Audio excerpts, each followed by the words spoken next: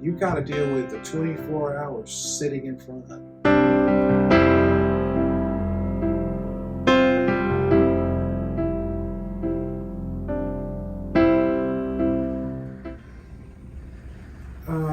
Cancer's taught me that it doesn't matter who you are, anybody can get cancer. Yeah. Doesn't matter if you're old or young or new or whatever, you can get cancer. Yeah. Because, you know, when I was 14, I was top of the world, or at least I thought I was. Yeah. You know, I was doing my thing. I was healthy. You know, I didn't have to worry about stupid things like my diet or whatever. I just did whatever. I think that's why cancer the last 8 years is that anybody can get it. But I also think that in some regards it's not as scary as it once was. I think that you're seeing a lot more people come down with various cancer diagnoses. Yeah. You're seeing a lot of younger people being diagnosed with cancer. And I think that when you look at what does it do? To me, it clarifies how evil our world is, because cancer is literally a life-sucking depravity. I mean, it takes everything from you. It's a horrible disease. It's a horrible disease, and it's so picture. It gives you a picture a lot of. You know, we talk about a fallen world. Mm-hmm. We talk about we live in a sinful world. Yeah, that's the picture of cancer.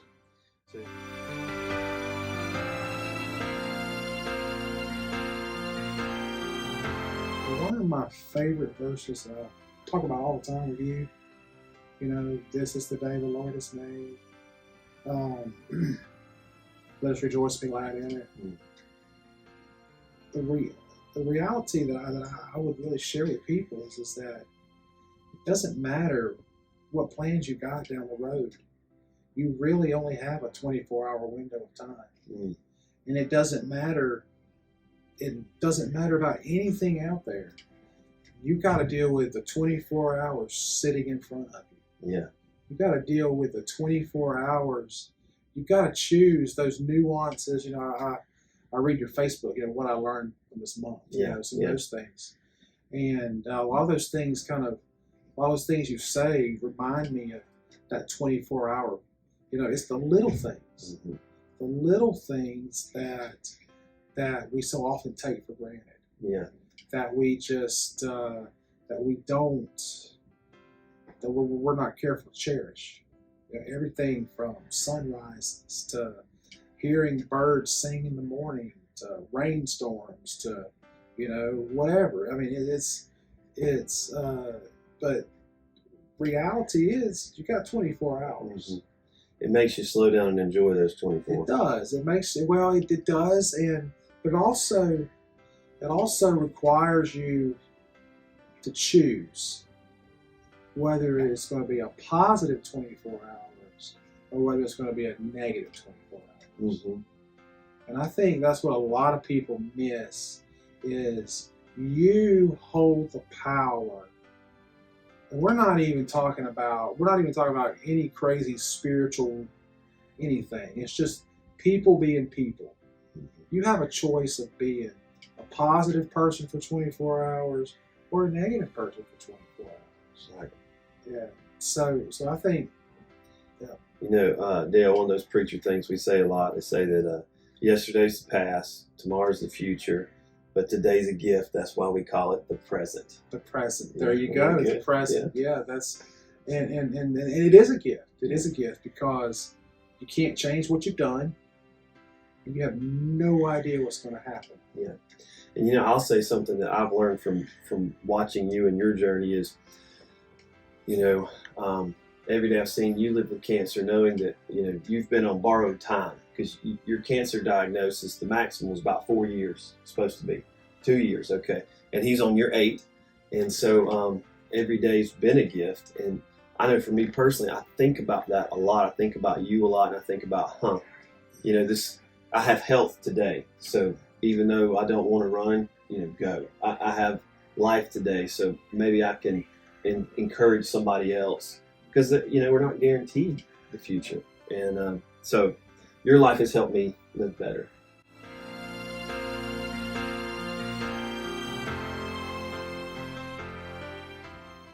Number one, it's not guaranteed. Not guaranteed. Number two, if you are unsure about your relationship with Jesus, make sure. Because the only guarantee that we have after this is where we're going. We're going to go somewhere. Yeah. And we're either going to go to a place called hell or we're going to go to a place called heaven. Yeah. With Jesus, see, I'm able to sit here and talk about this because I know where I'm going. I'm going home to be with King Jesus. Mm-hmm. That is the single fundamental most important decision anybody, whether it be my kids, whether it be my students, that can be made in their lifetime. Yeah. You've been encouraging me with, I've been watching the last weeks and months, and I feel like if you think about a bottle, what's heaviest is going to get to the bottom. You pour everything out, and you get what's left, and you're at the bottom of the bottle. And what I feel like you've been pouring out is faith. And you've been trusting the Lord. You've been pulling us together as a family, saying, "Hey, we need to pray." And I know that hope of heaven is getting sweeter for you, and I think that's been evident in your life. Mm-hmm. And I think talking about this next generation and these young people, talk about how Jesus being the foundation of their life might, just help them live a life that's a life of purpose. Well, so often we rely a lot on technology. We rely a lot on ourselves. We rely a lot on, I did. When I was their age 20 years ago, I relied on myself. I think the next generation, the next generation that's coming up, they have a lot of decisions and a lot of questions that they have to ask, they have to face. They have to, what does define marriage? What does define, family? What does define all these different questions that we didn't have to answer? And they were already culturally answered. They were already culturally answered because we knew about going to church. It was instilled in church because we went to church and we heard the gospel message. We heard what was right and what was not right.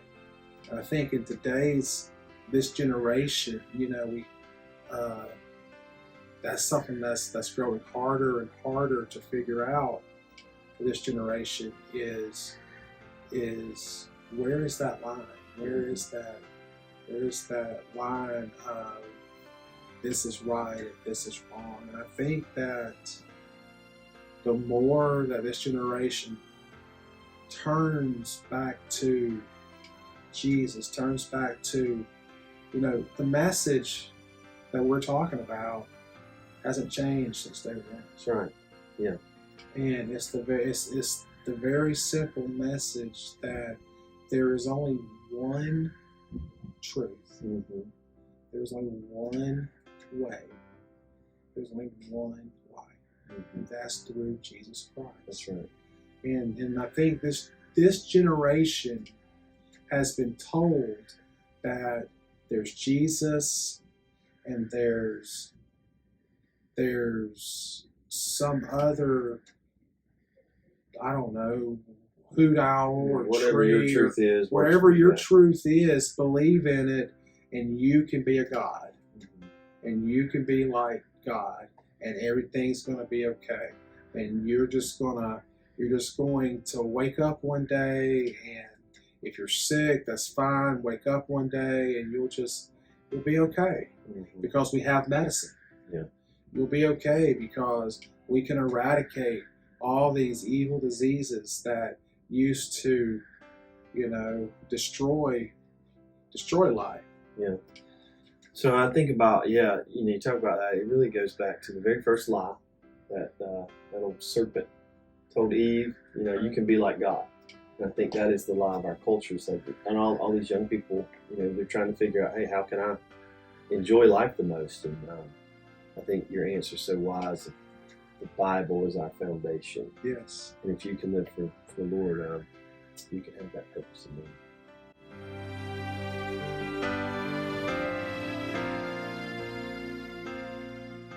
I don't know how you would. Some of the fears that personally I see is, when is the right time to let go? Yeah. When is the right time to say farewell? When is what's a good exit strategy?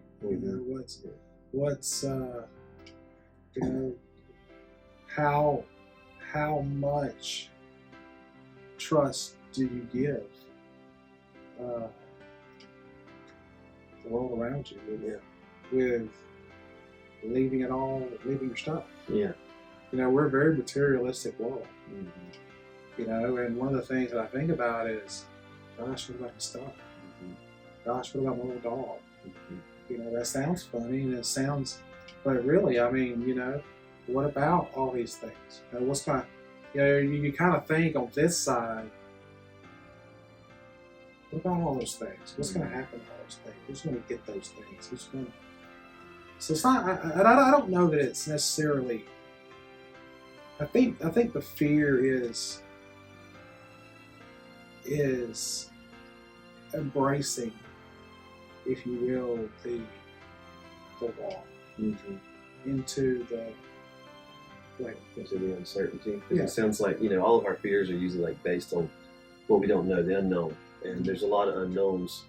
But it doesn't sound like, and I love this about you, it doesn't sound like you're fearful of death and that unknown. It's almost like the fears here are still the ones that are here. Like, how do I finish well? How do I? Right. And I think that's really neat. One thing that I think as your brother has been a fear or difficulty to me, and maybe you too, is we've always known this end time was out there. With this cancer, we always knew you were on borrowed time. We thank the Lord for the day. And I think it's been a lot harder now that you can almost see the sun setting. And I think that's been, no matter how, you talk about how cancer is just such a wicked beast. It's a long runway, and no matter, you don't really know when you're gonna hit the runway, so to speak. And that's what's been, I think, just difficulty and a fear. Well, I think that's where I'm kind of going with that answer, is that you don't really know where the landing is. I know, like you said, I'm not fearful about the wall because I know that Jesus has got me by the hand and I'm gonna walk on into heaven. I know that. It's the not knowing what's out there. It's the space between here and there. It's the space between here and there.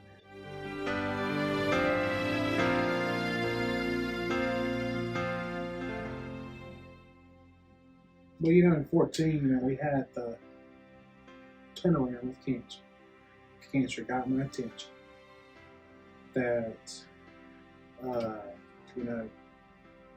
Jesus, Christianity, it's a big deal. It's a life-altering stance. In these last 8 years, what I've taken with it is that if you take that to heart and you truly, like for instance, Jesus says, love others as I first loved you. When you take that to heart, changes how you treat people. It changes how you love people. It changes your trajectory about what's most important. Yeah. So in the last 8 years, what I've tried to make important are that relationship, the one-on-one relationship between Jesus and myself. Mm-hmm. And I've always said I contribute it back to you. To me. 8 years. You remember 8 years? There was a sermon you did 8 years ago where you challenged everybody. Yeah, where you challenged everybody to spend 1 hour of prayer, 1 hour a day for 7 days. For 7 days, just see what happens. Well, I did that, but I did it for 8 years. So it became a game changer. It was a game changer. So, tell me something, because I think a lot of people, it's hard to understand. Like, God doesn't usually talk back to us audibly. How do you have a relationship with God? Like, how does that look for you? Like, what do you? I know you're mentioning prayer, but how does that? Well, how you talk about a relationship. Everybody talks about talking to God and talking to Jesus. And, He gave us everything He wanted to know. He gave it to us in the Bible. Mm-hmm. And so my time is I take it and I read methodically certain sections of it. Every single time that I read, something different. He shows me something different. Yeah. And so you take that, and then you start. So what does that do? First of all, that tunes you into the spiritual realm. Paul said that the spiritual realm and humans don't exist together. The spiritual realm's above us. The spiritual realm's somewhere out there, and so it kind of tunes you into what's happening around you in God's world, in the world of just Christianity in general. I find when you get into deep prayer, God brings things and thoughts to your mind that they just wouldn't be there otherwise. Well, yeah, and that's one of the things that I find when I start praying. It may be 30, 45 minutes, but there are things that I'll pray about that I may or may not have even considered it to be a factor in today's journey, today's 24 hours. Or I'll find myself thinking about, I don't know why, but certain people, certain names come to mind, and you're like, I don't know why. For me, I don't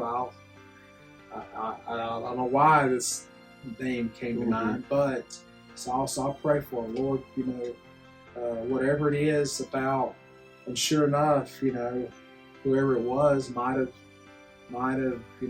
needed. I was able to help them that day. Or somebody was able to reach out to them. Or they were able to or something bad might have happened, or they were, something. Something. I know that's happened many times when God will put somebody on my mind. I might text them, say, I'm praying for you today. And and they'll send something back like, man, you don't know how much that means, or I really needed that, or and when so when we talk about, so take Jesus, treat people as I have first loved you. Jesus says, love people as I first loved you. That means that I got to accept people exactly where they are. Because I got to take all my children in my classroom, take all my aggravating family members, all my aggravating friends, all the people I don't know. I got to treat them the same. I got to treat them not with white gloves, but with tender care. Mm-hmm. And that when you look at it when I look at it from that perspective, it now changes from a mass of people to an individual person. And that individual person is important. Yeah. Because if I was that important to Jesus, how much more those people, than those people that I've talked to have got to be important to me. Mm-hmm. And so that's, the past 8 years I've tried to focus on being good, doing good, helping good. Yeah. Doing those things that would lead to a good or positive outcome. Doesn't always work. Yeah. Because we're human. Yeah. And and we get tired and we get angry and we get frustrated. But with that, I also know where I beforehand wouldn't have cared about that. I now care about that aspect. Yeah. I now care about that aspect of being closer to Jesus, because I don't want to act like, I'm angry or mad, because that's not reflective of Jesus. Yeah. Forgetting what lies behind, I press on to the upward goal of Right, Christ Jesus. Right. And I want to, so we want to be like Jesus. We want to have a relation. So, we talk about a relationship. The relationship, no, it's not physically, it's not, and I think that's what a lot of this generation loses, is that we're so caught up in being able to create a reality, mm-hmm. create a relationship. Yeah. You can create a relationship online. You can create the perfect person online if you want to. Yeah. But the world of Christianity, if you are walking step in step, then you are building you're building a day by day, step by step, moment by moment mm-hmm. thought process that just takes care of everything. Yeah, that's right.